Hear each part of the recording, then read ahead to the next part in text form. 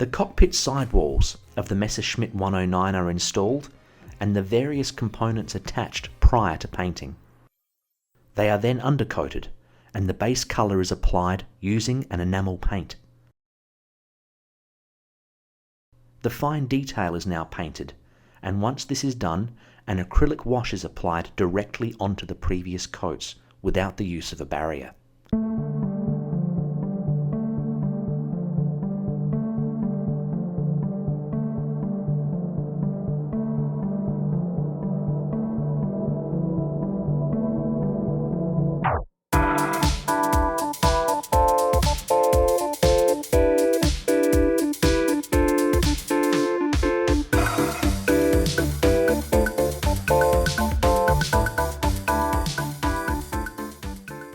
This is now thinned down and gradually removed with a paintbrush, as can be seen, making sure that the brush is cleaned each time. This is a gradual process and needs to be done before the wash is allowed to set. Additional coats can be added if you desire heavier weathering.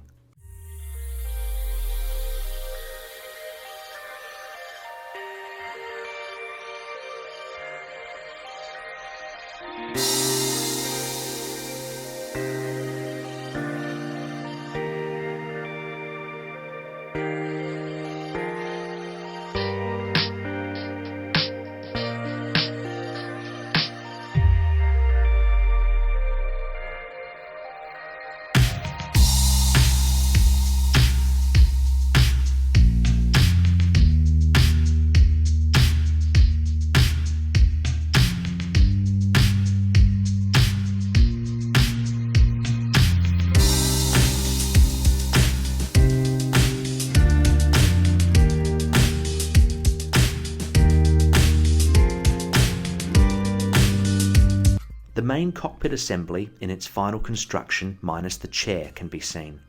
Once undercoated, pre-shading highlights are added manually using thinned down gloss white enamel paint. This is done haphazardly with a broad brush, ensuring that there is not too much paint build-up in any one area. This looks quite harsh at the moment. However, once the base coat goes down, the whole appearance is quite restrained and subtle. This effect is, however, more apparent to the human eye than can be seen on screen.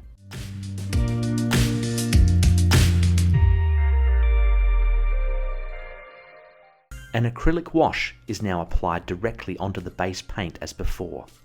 However, this is done in sections to allow for adequate removal before the wash is allowed to set.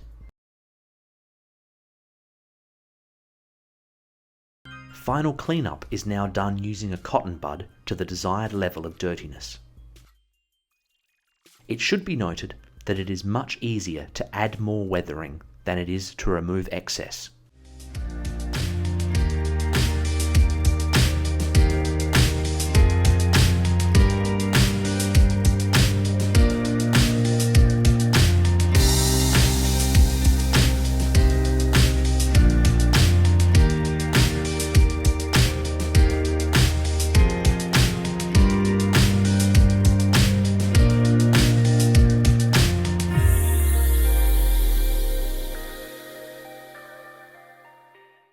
This is especially the case with regard to washers which have made their way to any crevices and cracks.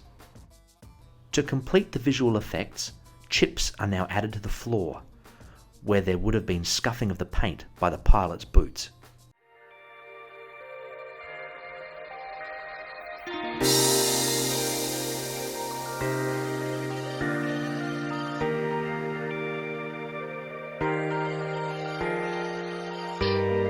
The chair has been painted using RLM 66 dark grey and has been weathered with a wash.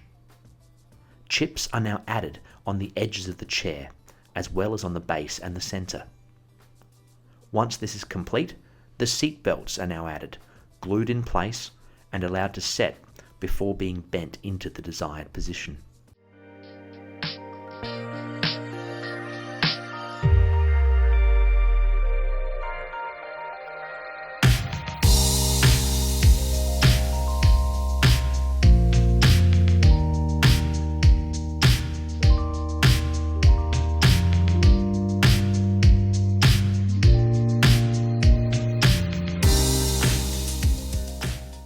With the cockpit now complete and the chair added, final assembly of the model may now continue.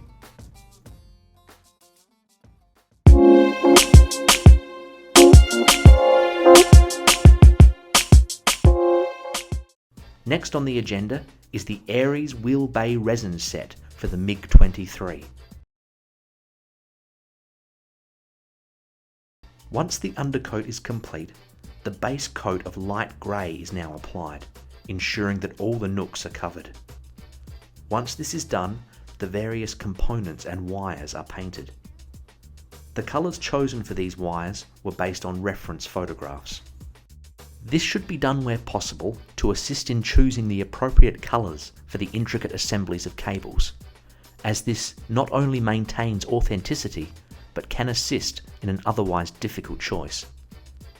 Due to the complexity of some of the painting, many of the smaller wires were painted off camera.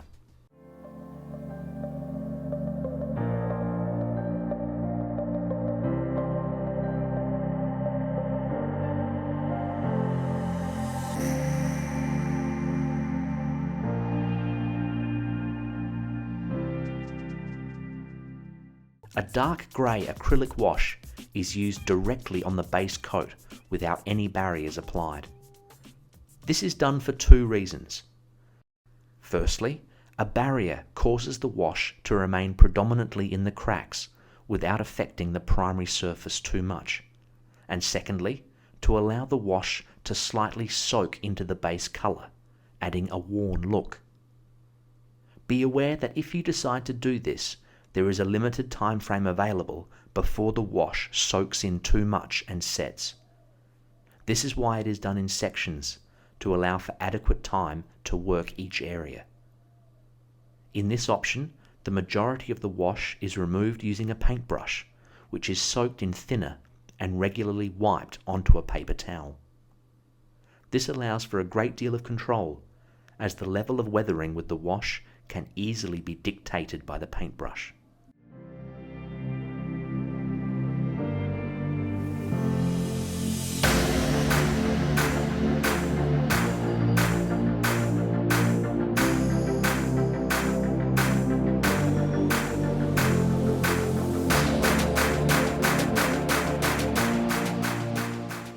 In the second method, the wash is applied in the same manner, as well as the thinner.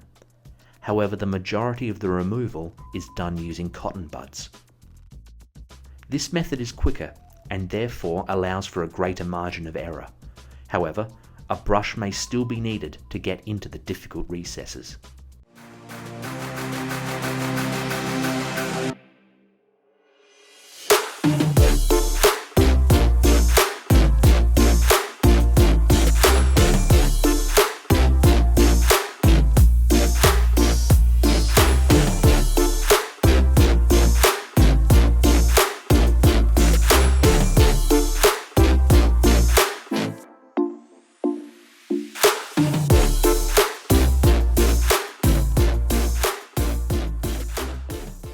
Here are the completed wheel bays, with subtle weathering and some intricate wiring. The combination of the two can really enhance the final outcome of any modelling project, and this is definitely a worthwhile upgrade to pursue.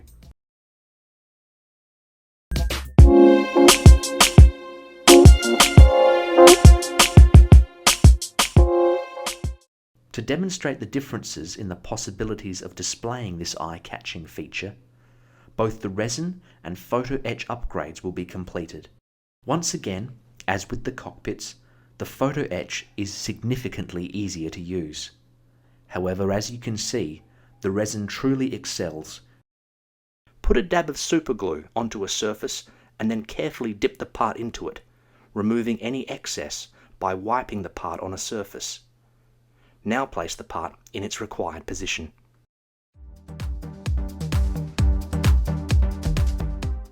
The kit parts are modified as per the instructions, with some surface detail being removed with chisels and/or a sharp blade.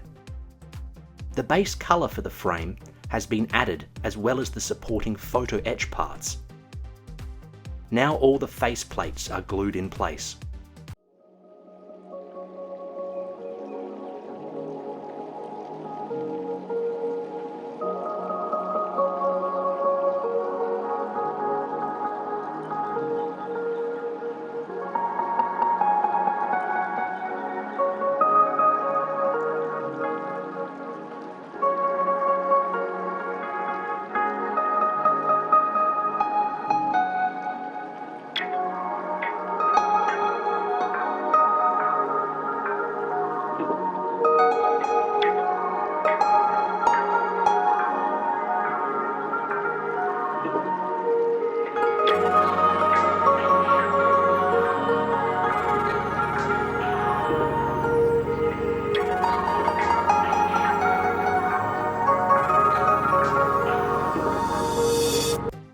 Because this is a colour photo etch upgrade, all the plastic used from the kit needs to be painted first before any photo etch is added. Be sure to take extra care to match up the colour used for the painting with any colours that may be used on the photo etch part of the same type. It is not always as easy as simply using the correct colour out of the pot, as at times the colours used on the photo etch may be slightly out of balance. You may need to lighten or darken the colour slightly, and be sure that when you compare the colour register, you do so with a dried sample of the paint that you will apply. The painting and weathering process is the same as that which was used for both the cockpits and wheel bays. If you wish, you can also add some additional effects with pigments. However, use these sparingly and focus on the wire bundles and crevices between the equipment rather than on the surface of the electronics.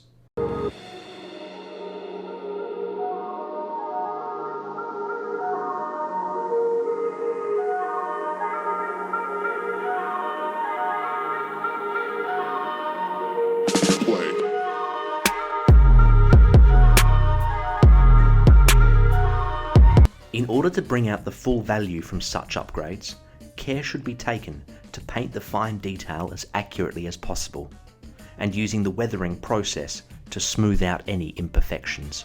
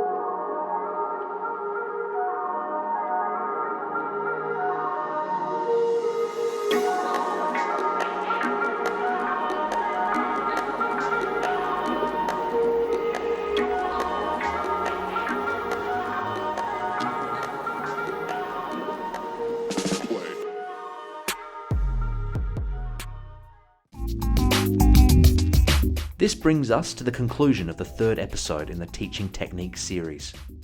We hope that this episode has inspired you to try some of the great products out there, which allow you to enhance your next project, or given you some instructions as to how to best approach the subject.